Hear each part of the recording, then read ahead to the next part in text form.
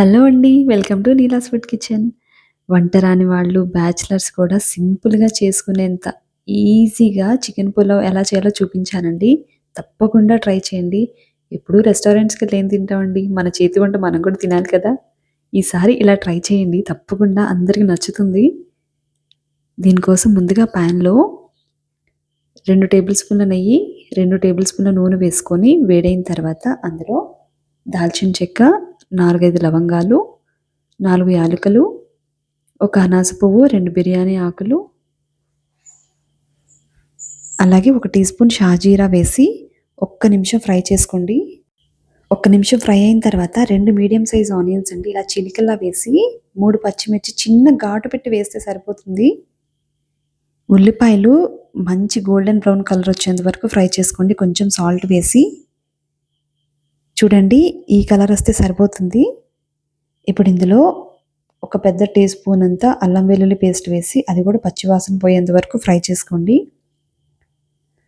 Fry అయిన తర్వాత ఇక్కడ నేను హాఫ్ కేజీ చికెను ఒక గంట పాటు ఉప్పు నీళ్ళలో వేసి నానబెట్టుకున్నానండి. అవి వాటర్ అంతా తీసేసి చికెన్ వేశాను.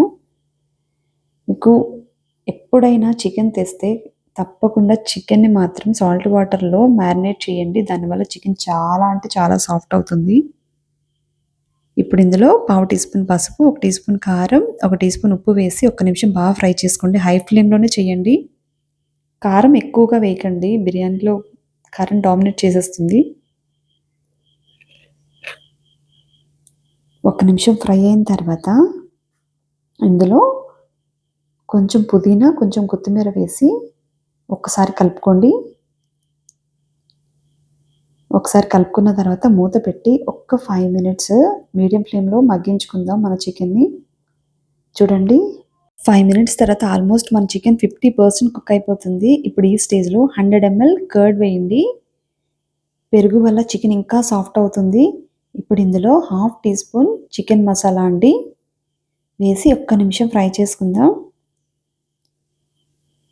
ఇక్కడ నేను సోనా మసూరి రైసే యూజ్ చేస్తున్నాను. దీన్ని కూడా ఒక గంట పాటు నానబెట్టుకొని వాటర్ తీసేసి ఆ రైస్‌ని కూడా ఒక్క 2 నిమిషాలు హై ఫ్లేమ్‌లో ఫ్రై చేయండి.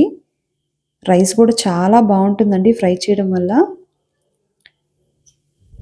చూడండి 2 మినిట్స్ తర్వాత మన రైస్ అయితే చక్కగా ఫ్రై అయింది కదా! ఇక్కడ నేను 1 ½ గ్లాస్ రైస్‌కి 3 గ్లాసెస్ ఆఫ్ వాటర్ వేస్తున్నాను. అంటే 1:1 రేషియో వేసి మీరెప్పుడైనా సాల్ట్ చెక్ చేసుకోండి.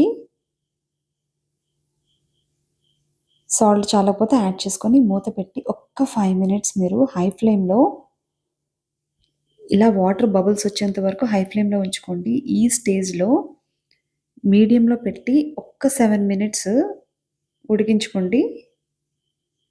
మధ్య మధ్యలో కలుపుకుంటూ చూడండి 7 మినిట్స్ తర్వాత ఆల్మోస్ట్ వాటర్ చాలా వరకు బాయిల్ అయిపోయింది కదా! ఇప్పుడు ఇందులో చిన్న లెమన్ హాఫ్ కట్ చేసి లెమన్ జ్యూస్ యాడ్ చేయండి. చాలా బావుంటుంది. అలాగే ఒక టీ స్పూన్ నెయ్యి కూడా వేసుకోండి. వేసి అస్సలు కలపకండి. కలపకుండా మూత పెట్టి పూర్తిగా సిమ్‌లో పెట్టి ఒక్క 7 నిమిషాలు కుక్ చేస్తే సరిపోతుంది. పర్ఫెక్ట్‌గా ఉడికిపోతుంది. చూడండి ఒక 7 మినిట్స్ తర్వాత ఇప్పుడు ఒక్కసారి కలుపుకోండి. అంతేనండి.